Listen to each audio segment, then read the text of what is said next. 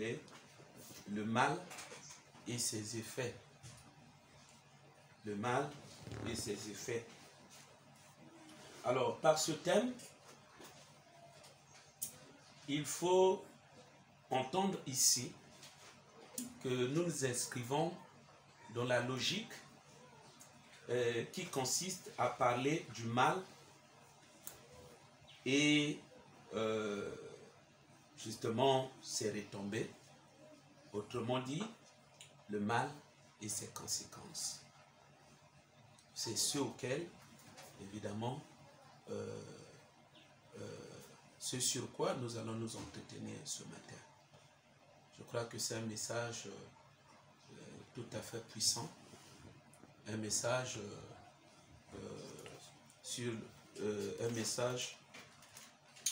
auquel je vous exhorte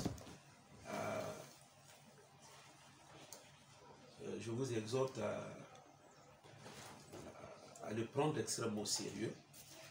Alors, cela étant, en guise de définition, c'est-à-dire, si nous était demandé de dire un mot par rapport au mal, puisque nous voulons parler du mal, alors, que signifie le mal? À quoi renvoie le mal? Comment concevoir, comment interpréter cette notion? La notion du mal, bien entendu. Alors, en guise de définition, le mal, pour notre part, il s'entend, sinon il renvoie à l'idée de faire quelque chose du mal à autrui. Le mal, ça signifie, ça traduit le préjudice, le tort que vous causez à autrui, sinon à votre prochain.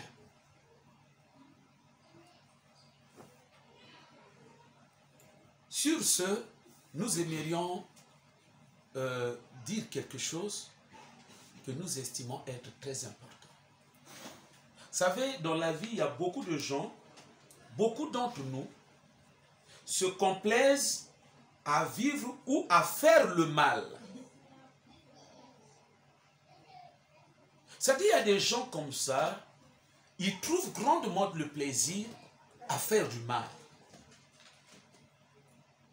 Il fait le mal aux autres sans remords. Et c'est ça, on peut parler en termes de marque déposée qui caractérise la ligne de conduite de la vie de beaucoup de gens dans la société, dans le monde.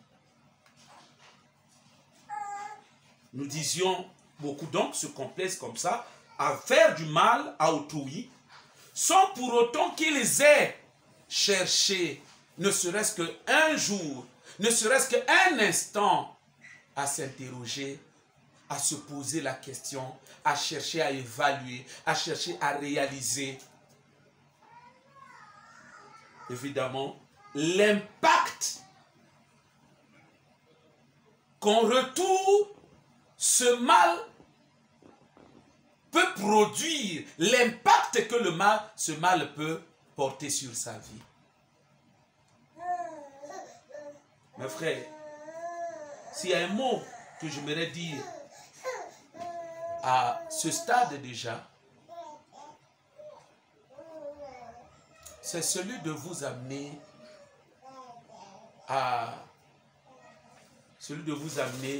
chacun de nous à prendre conscience du fait que dans la Bible, il nous est interdit de faire du mal à qui que ce soit.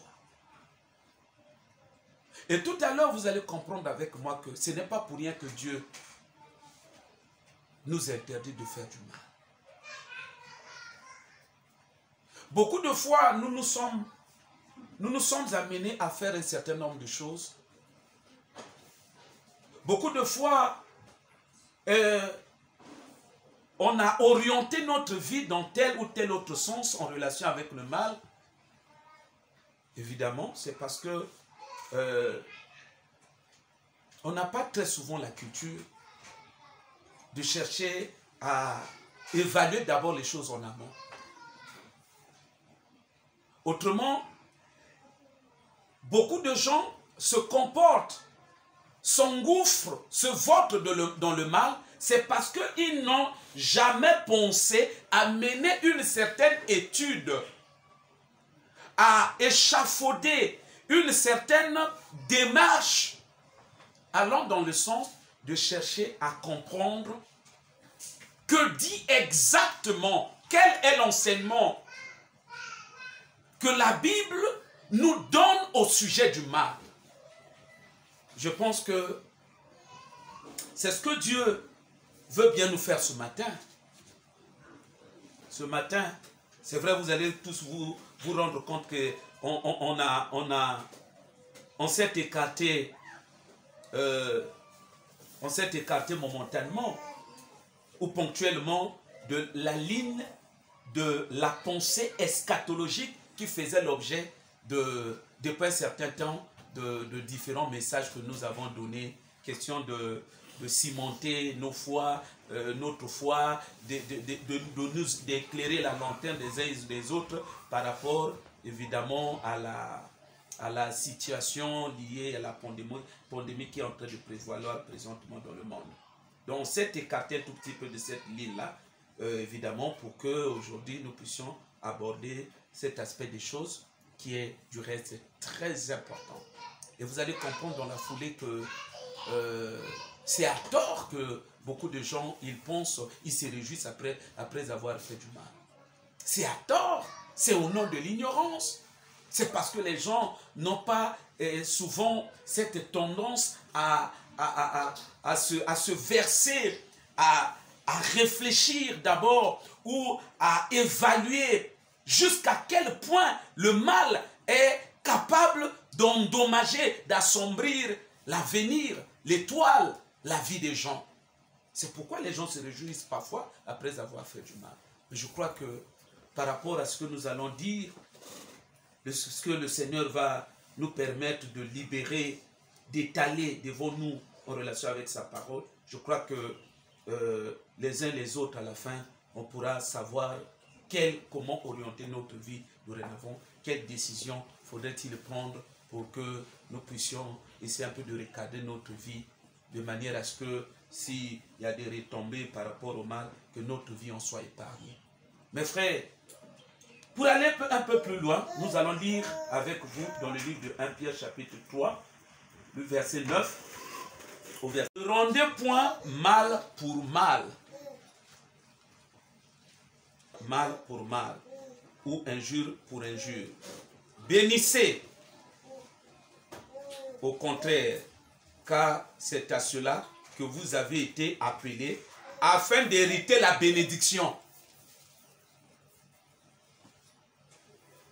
Si vous êtes attentif, vous prêtez attention à la dernière phrase, vous vous rendez compte que la bénédiction que nous revends, la bénédiction que chacun de nous est en train de fantasmer, chacun de nous, la bénédiction à laquelle chacun de nous aspire, à la lumière de la pensée de Dieu, à la lumière de la parole de Dieu, à la lumière de la substance de ce verset-ci, il se dégage que la bénédiction, en fait, ce n'est pas quelque chose de fortuit. La bénédiction ne tombe pas gratuitement du ciel. Pas du tout. Ici, on définit la nature de la vocation que nous avons reçue auprès de Dieu. On dit, c'est à cela que vous avez été appelés. Appelés à faire quoi? À ne pas rendre le mal pour le mal. Nous n'avons pas été appelés pour conjuguer le mal dans notre logique, dans notre démarche de vie. Nous n'avons pas été appelés pour être des partisans du mal. Et la Bible renchérit en disant c'est en évitant le mal que vous avez été appelés. Là, je suis en train d'interpréter le verset. C'est en évitant le mal que vous avez été appelés. Ou encore, tel est ce à quoi vous avez été appelés. Et cela a pour conséquence, afin que ça marque la conséquence qui est rattachée à une vocation qui exclut, qui ne se conjugue pas avec le mal, on dit la conséquence, c'est que, afin que vous ayez la bénédiction. La suite dit, c'est même la suite qui explique clairement ce que nous venons de lire. Si quelqu'un, en effet, ça explique, en effet, veut aimer la vie et voir des jours heureux. Autrement dit, pour qu'il soit heureux, si quelqu'un aime sa vie et voudrait voir sa vie être heureuse, qu'il préserve sa langue du mal et ses lèvres des paroles trompeuses.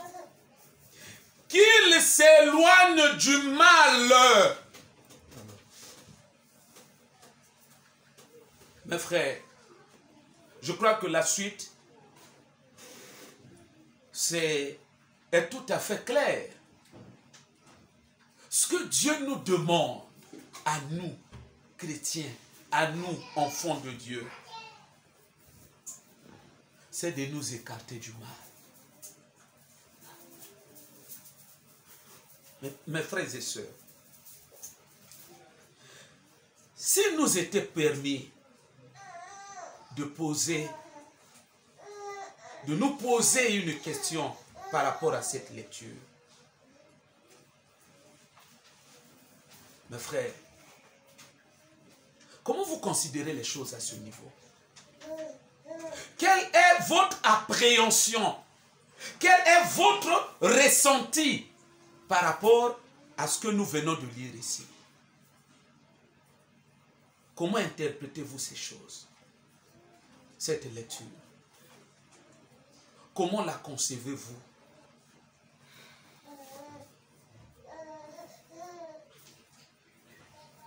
Le frère, il faut comprendre que ce que Dieu nous dit ici, ce n'est pas quelque chose de fantaisiste.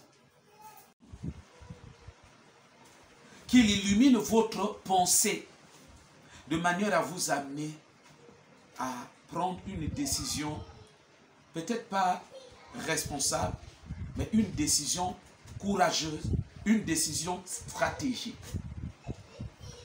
Parce que ce n'est pas pour rien que Dieu a permis que ces choses soient écrites et qu'elles nous soient adressées ce matin. Ce n'est pas pour rien.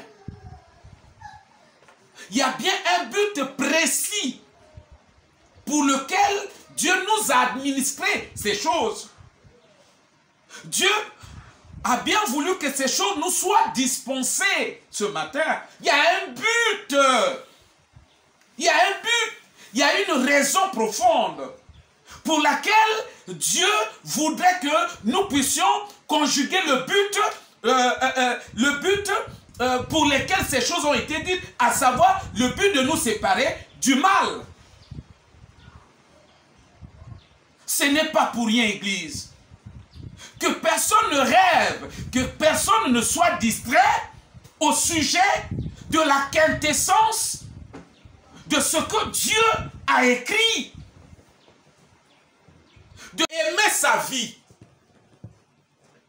Et ça, c'est moi qui ajoute prétend. Pourquoi j'ajoute prétend? Mais c'est parce que beaucoup de gens ont la prétention, ils donnent l'impression d'aimer leur vie.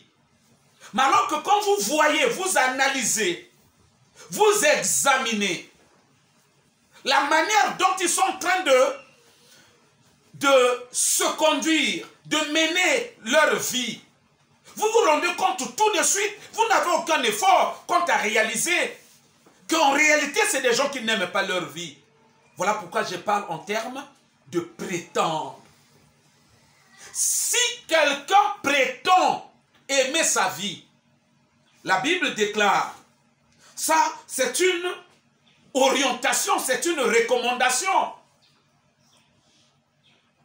C'est une recommandation.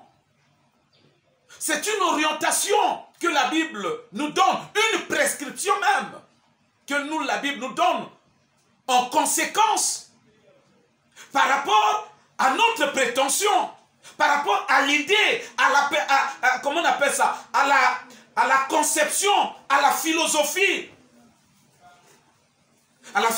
que nous sommes en train de dégager. Si quelqu'un, il pense qu'il aime sa vie,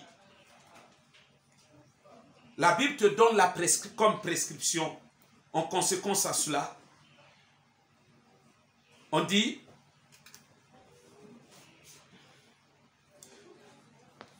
qu'il préserve sa langue du mal. Si quelqu'un veut, au-delà de prétendre, au-delà de cette prétention d'aimer sa vie, si quelqu'un, il pense vraiment qu'il aime sa vie, au-delà, il veut voir ses jours être heureux. Autrement dit, il veut avoir une vie heureuse. La Bible nous dit qu'il, verset 11, qu'il s'éloigne du mal. Je pense qu'ici, on n'a pas trop d'efforts à fournir, puisque les choses sont clairement dites. On est en train de lier le bonheur, tout en étant chrétien. Ici, les choses sont allées en contraste, ou vont dans une direction diamétralement opposée à la conception de la vie chrétienne que beaucoup de gens, n'est-ce pas, ils ont hissé, ils ont dressé. Parce qu'il y a beaucoup de gens qui ont résumé, quand vous examinez leur vie, leur manière de se conduire, de vivre la vie chrétienne, de vivre leur foi, tout de suite, l'idée qui se dégage, l'impression que vous avez, c'est celle qui va dans le sens où vous comprenez que beaucoup de gens ont résumé la vie chrétienne simplement au fait de prier. C'est-à-dire, ils prient. Ils prient, c'est parce qu'ils viennent à l'église. Donc, ils ont résumé la vie chrétienne au simple fait de quitter la maison. Et dès qu'ils arrivent à l'église, ils font la prière. Et dans leur prière, il y a tout un cocktail. Leur prière, par définition, c'est un cocktail des tensions de prière, et ainsi de suite, ou de requêtes qu'ils soumettent à Dieu. Tout ça, ce n'est pas mauvais. Moi, je pense qu'à mon humble avis, la prière, c'est quelque chose qui vient largement après un certain nombre de préalables à accomplir, à réaliser. La prière n'est pas, en quelque sorte, l'alpha et l'oméga de la foi ou de la vie chrétienne. C'est-à-dire, la prière n'est pas l'essence même. La prière,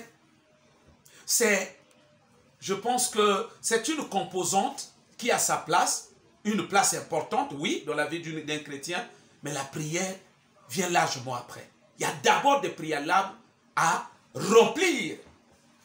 Il y a des choses qu'il faille faire, réaliser, ajuster, agencer bien avant.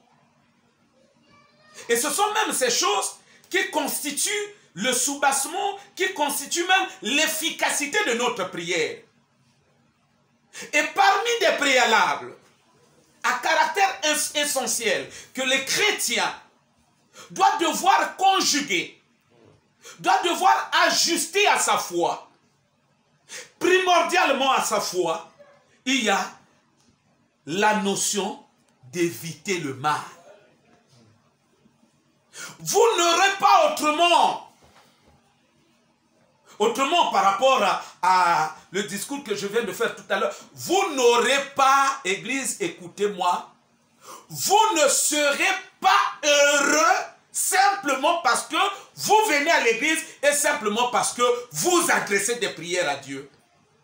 Ce qui se passe aujourd'hui et ce qui rend même la chrétienté faible, c'est cette confusion, c'est ce désordre C'est cet amalgame que les gens entretiennent assez souvent sur les béabas, sur les fondamentaux même de la vie chrétienne ou de la spiritualité.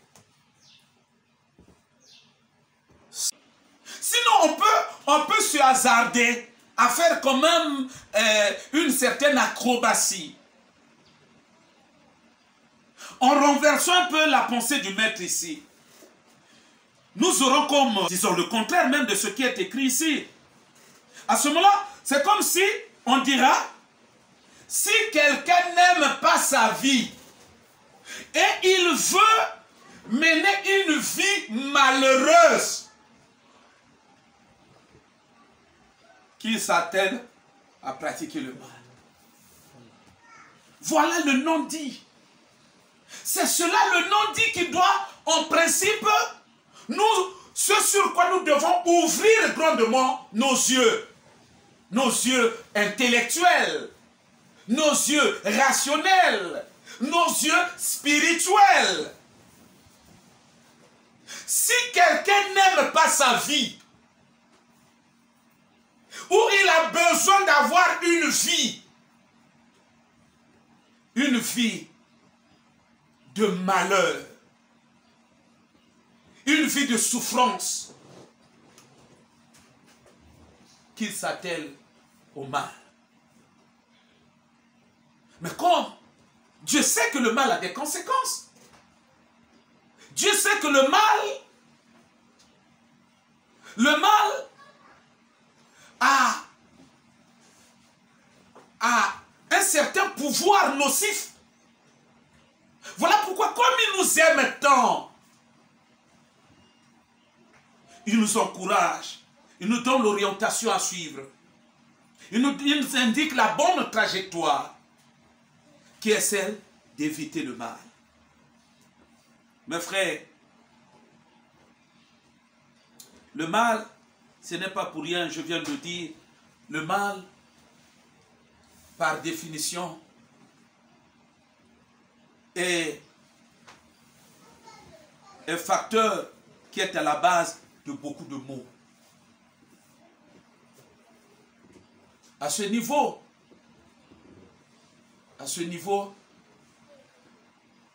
l'Église, veuillez prêter attention. Je m'en vais dire des choses extrêmement sérieuses.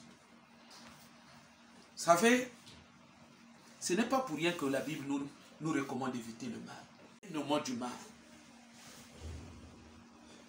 Ce que j'aimerais vous dire, et pour lequel j'aimerais que vous puissiez vivement prêter attention, c'est qu'il y a beaucoup de gens dans la vie, les gens sur lesquels on peut s'apitoyer, les gens au sujet desquels nous pouvons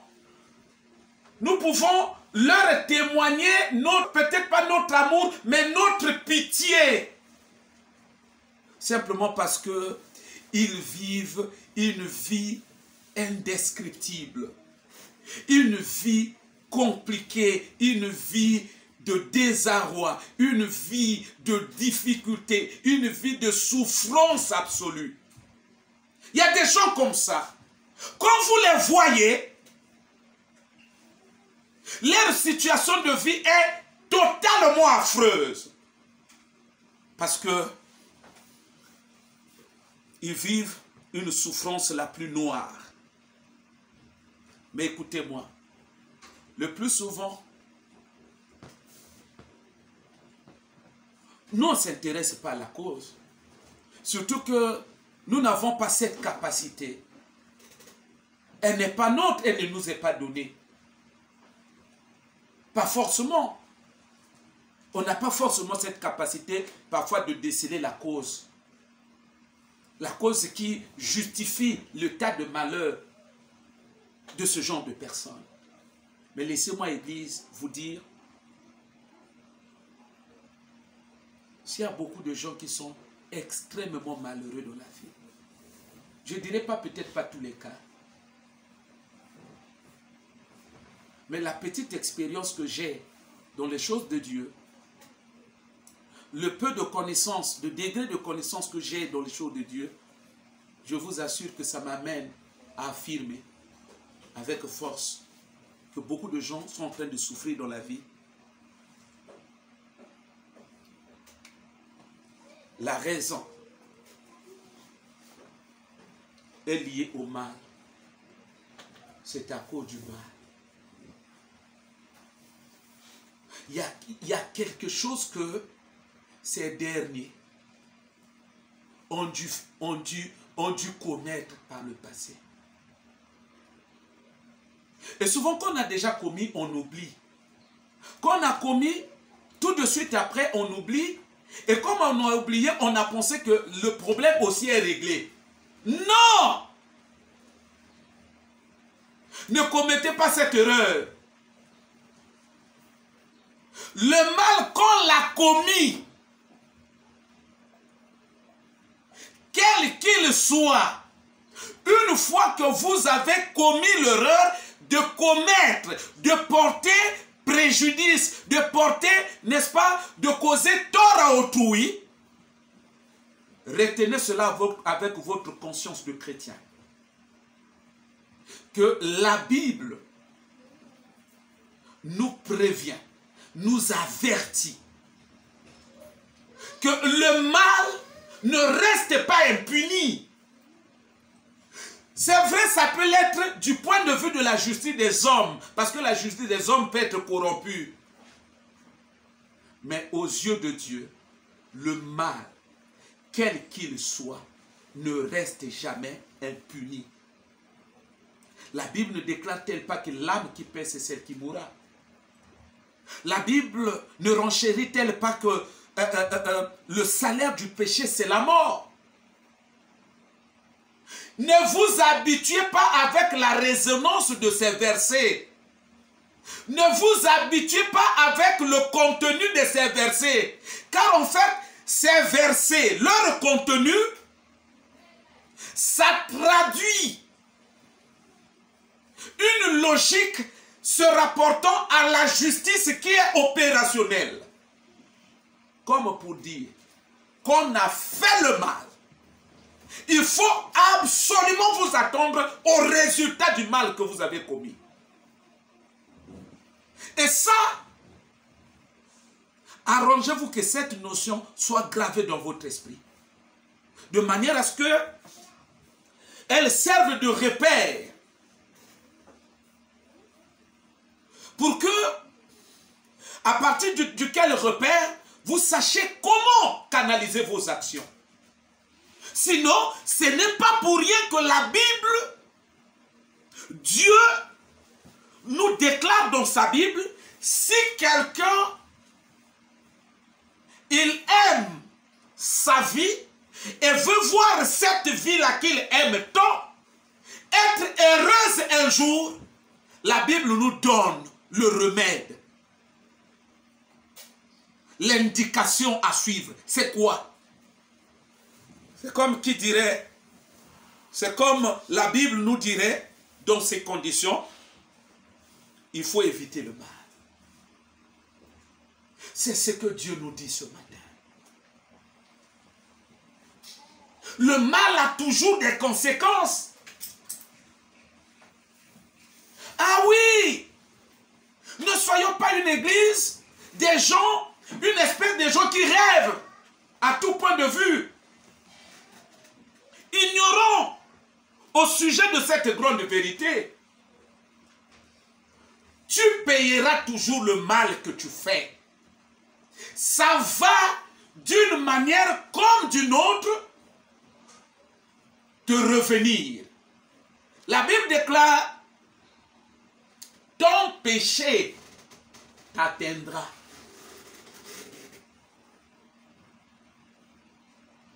Vous ne serez jamais dédouané des conséquences du mal que vous commettez. C'est une impossibilité. Le mal a toujours des effets, a toujours des conséquences. Le mal, d'après la philosophie de Dieu, il faut le concevoir, il faut le définir comme une cause. Comme une cause qui par essence est appelé toujours à germer ou à produire des effets au moment opportun. Dans le livre de Proverbes, au chapitre 26, le verset 2, on en parle. On dit malédiction sans cause. C'est-à-dire que sans que le mal, celui qu'on maudit, n'ait commis un quelconque mal, toutes les paroles que vous allez prononcer seront flottantes, creuses et sans effet. Mais s'il y a un mal qui a été commis, ce mal devient la cause, et tout ce qu'on pourra dire par la suite en relation avec ce mal commis, rassurez-vous, ça va produire les effets irrélatifs. Église, séparons-nous du mal. Laissez le mal aux gens du monde, l'aborer si vous voulez. Laissez le mal aux gens du monde qui le pratiquent, qui se complaisent à le pratiquer, à prôner cette logique, la logique du mal, et ainsi de suite. Ça, ce sont les gens du monde. On peut dire qu'ils le font par ignorance. Mais il ne peut pas en être. Non, il ne peut pas en être de même pour nous, chrétiens. Parce que nous sommes éclairés au sujet. La Bible nous éclaire, la Bible nous édifie. La Bible nous prévient, la Bible nous avertit au sujet de ce dont le mal est capable de produire comme effet dans ta vie. Le mal, il produit beaucoup de conséquences. Pour en être fixé, on va lire avec vous très rapidement 2 versets. Dans Marc chapitre 2, Marc chapitre 2, le verset 5. Paralytique porté par 4 hommes. Comme ils ne pouvaient l'aborder à cause de la foule, ils découvrirent le toit de la maison où il était. Ils le descendirent par cette ouverture, et par cette ouverture, les lits sur lesquels le paralytique était couché. Jésus, voyant leur foi, dit au paralytique, mon enfant, tes péchés sont pardonnés. Et nous voyons par la suite, que dit le Christ au verset 1, je te l'ordonne, dit-il au paralytique, lève-toi, prends ton lit et va dans ta maison. Ce monsieur, c'est un paralytique qu'on amène au Christ. Le Christ, il était comme moi, présentement dans une maison en train de prêcher, exactement dans les conditions où nous sommes. Tout d'un coup, c'est un paralytique qu'on fait descendre à partir du toit. Sur un grabataire, on le fait descendre devant le Christ. C'est un paralytique. Qu'aurait voulu le réflexe normal d'un chrétien charismatique? Autrement, que ferait un bon chrétien charismatique face à cette situation ou à ce cas? À mon sens, un chrétien charismatique, ce qu'il ferait, il allait commencer à chasser les démons, à ordonner, imposer des mains, à ordonner que la guérison s'opère. Mais lisez très bien la démarche que le Christ a empruntée. C'est une démarche beaucoup pédagogique. Au lieu de s'en prendre au mal, à la paralysie, au lieu de donner directement des ordres de paralytique, ou de prier pour sa guérison directement, ce que le Christ a trouvé mieux à faire, c'est de prier dans le sens d'implorer le pardon des péchés de ce monsieur-là. Il dit, Jésus, voyant leur foi, dit au paralytique, mon enfant, tes péchés sont pardonnés. Qu'est-ce que cela? Qu'est-ce que cela veut bien sous-entendre? Mais ça sous-entend que ce monsieur, il s'est retrouvé dans cette situation où encore cette maladie n'est en réalité que la conséquence d'un péché ou des péchés quelconques que ce monsieur a commis. Donc le Christ ici, il a voulu simplement, par cet acte, cette façon de faire, en fait nous instruire, nous éclairer, nous donner matière à réflexion, matière à remonter la cause, à remonter la filière, pour cerner effectivement la raison. Le Christ s'est pris à la cause, sachant que quand la cause, elle est entamée, elle est éradiquée, la conséquence disparaît d'elle-même. C'est ce que le Christ a fait. Monsieur, que tes péchés te soient pardonnés. C'est pour dire, c'est ce que nous avons prévu. La première conséquence que le mal peut produire dans la vie de quelqu'un, c'est la maladie.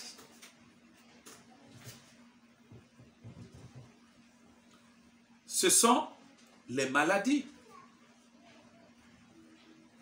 C'est-à-dire, à cause de la maladie, à cause d'un mal quelconque, quelqu'un peut se retrouver être soumis à une maladie chronique. Ah, ça, il faudrait bien que nous en soyons fixés. Parce que tel qu'on se connaît avec vous, les chrétiens d'aujourd'hui, eh bien, comme les gens ont tendance à tout résumer sur la prière, ils banalisent tout. Je crains que dans 2 matins, je crains que dans votre façon de faire, vous ne puissiez prévenir votre vie telle que la Bible nous l'enseigne, là où nous venons de, là où on avait lu tout à l'heure. La Bible dit, si quelqu'un aime sa vie, il va être heureux, qu'il s'éloigne du mal. Je crains bien que toi, tu ne puisses pas faire les choses dans ce sens-là, que tu n'entendes pas les choses de cette oreille, question d'éviter le mal.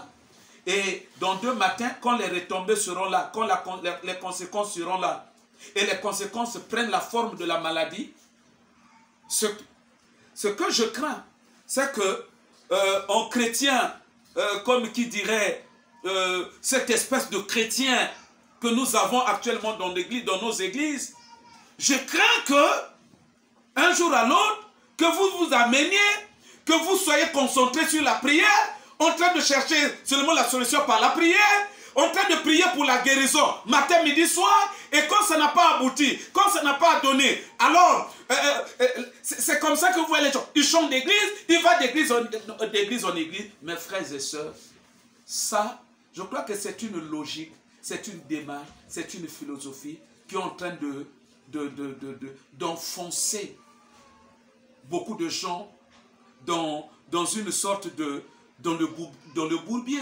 Beaucoup de gens sont en train de se perdre, beaucoup de gens sont en train de s'enfoncer dans leur foi à cause de cette mauvaise philosophie.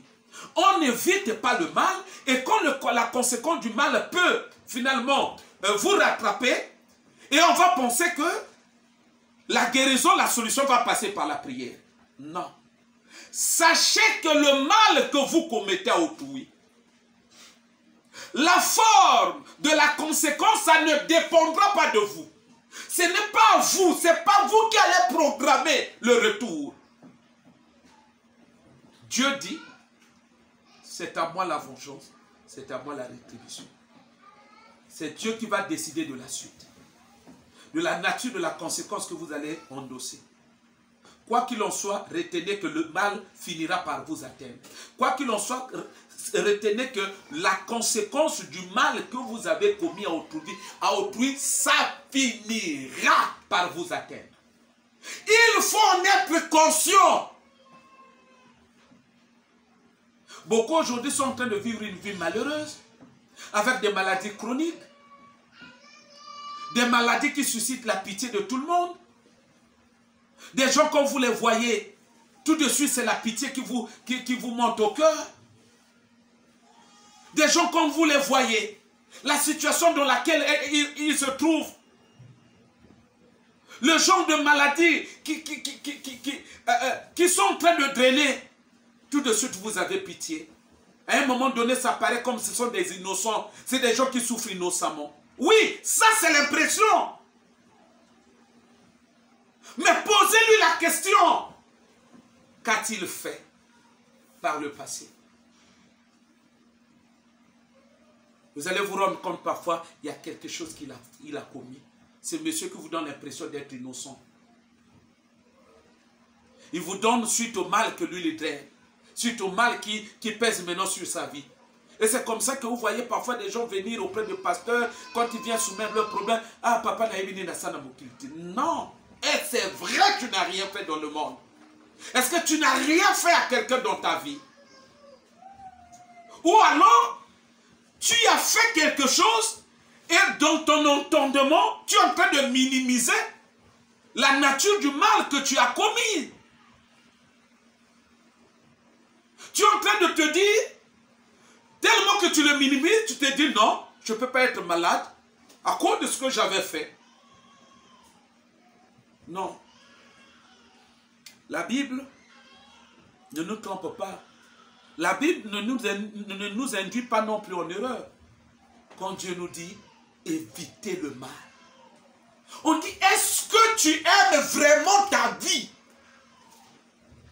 Tu peux prendre cela sous forme de question. Est-ce que tu aimes vraiment ta vie?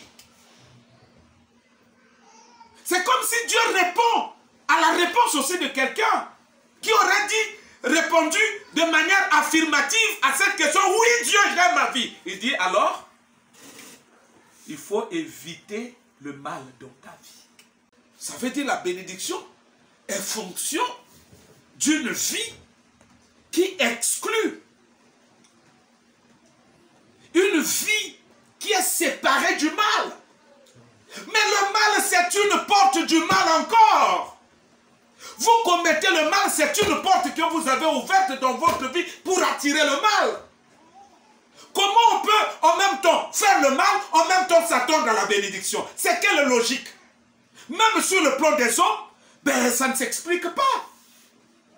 À moins qu'on se situe dans un contexte des gens corrompus.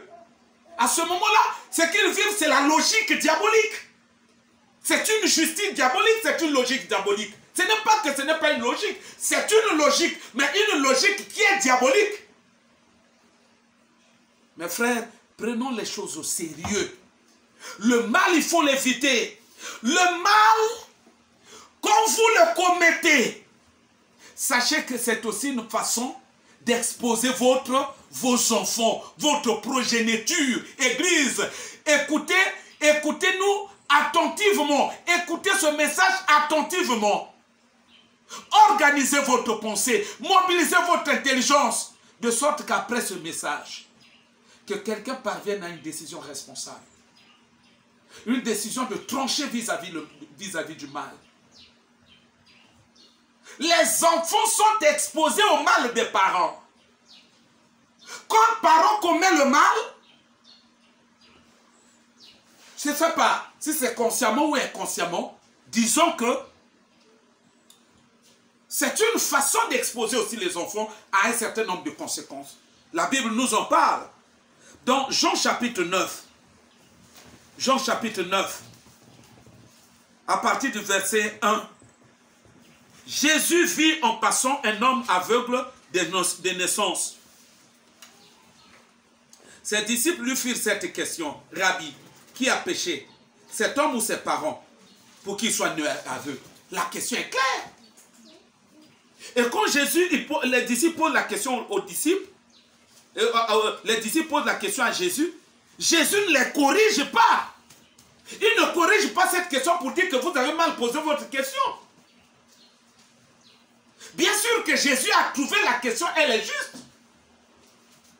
Ici, on pose la question à Jésus. Cet homme est né aveugle. Nous savons qu'il ne peut pas être né aveugle pour rien. S'il est né aveugle, c'est forcément qu'il y a Ça engage forcément la notion du mal. Il y a un mal qui a été fait quelque part. Le Seigneur, toi, tu ne peux pas dire le contraire. Nous sommes conscients, nous sommes convaincus que ça engage pleinement la notion du mal. Il y a un mal qui a été fait quelque part. Mais seulement nous, c'est que nous aimerions savoir. Puisque tu as un pouvoir d'omniscience. Tu connais tout. Aide-nous seulement simplement à identifier l'auteur. Est-ce que c'est l'un de ses parents ou c'est lui-même? Ici, nous avons déjà une base qui fait asseoir, qui nous permet d'avoir, de faire asseoir la doctrine selon laquelle ce que les parents font, le mal que les parents peuvent commettre, peut naturellement avoir de l'incidence sur le devenir des enfants. Ne soyez pas des gens ignorants, des gens se complaisant à faire le mal, et dans 2 matins, vous jouez à l'innocence, quand vous avez les retombées s'abattent sur les enfants. C'est comme ça qu'on a nombre de parents dans la société, dans le monde, dans la vie. Parfois, quand ils voient la nature des enfants qu'ils ont, ils sont encore étonnés, ils s'étonnent. Mais c'est quel espèce d'enfant ça? Et il y en a parfois comme ça, ils s'amènent maintenant à qualifier des enfants des diables. Vous êtes des diables comme ça.